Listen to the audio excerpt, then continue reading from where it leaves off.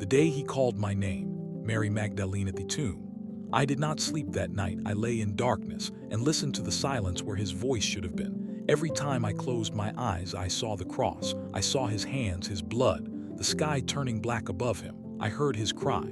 I heard the sound he made when breath left him. And I heard the stone rolling shut. I had known grief before. I had known torment. I had known what it was to live in darkness so thick I thought it would swallow me whole.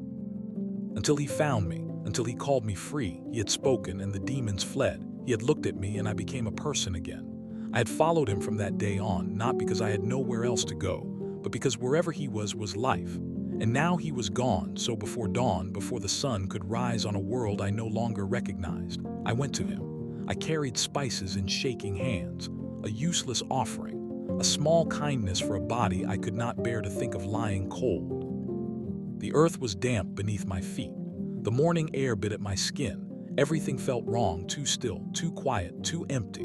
And then I saw it, the stone moved. My breath caught so hard it hurt. For a moment I could not think, could not breathe, could not move. Then panic found me, they've taken him. The thought came sharp and fast. I turned and ran, my lungs burned, my feet slipped in the dirt. I found Peter, I found John. I heard my own voice break as I spoke.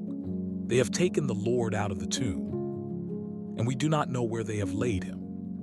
They ran faster. I followed behind, half choking on tears, half praying I was wrong. They went inside, they looked, they left. I stayed. I could not leave, not again, not him, not like this.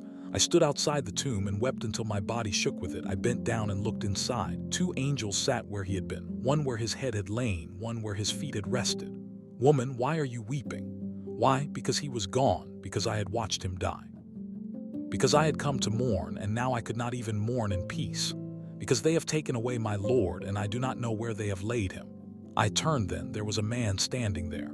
I barely looked at him through tears. He asked the same question. Woman, why are you weeping? Whom are you seeking? I thought he must work there, the keeper of the garden, the man who would know if a body had been moved. Sir, if you have carried him away, tell me where you have laid him, and I will take him. I do not know what I meant by that, how I thought I could carry him. I only knew I had to find him, and then he spoke, one word, my name, Mary. The world stopped, the air changed, my heart knew before my eyes did that voice. I would know it anywhere, the voice that had cast darkness out of me, the voice that had taught crowds and calmed storms, the voice I had heard call me daughter in every way but name. I looked up, really looked, and there he was, alive. Jesus, alive. I think I cried out, I think I fell. I know my whole body shook. Rabboni, teacher, my teacher. I reached for him because I thought if I let go he might disappear again.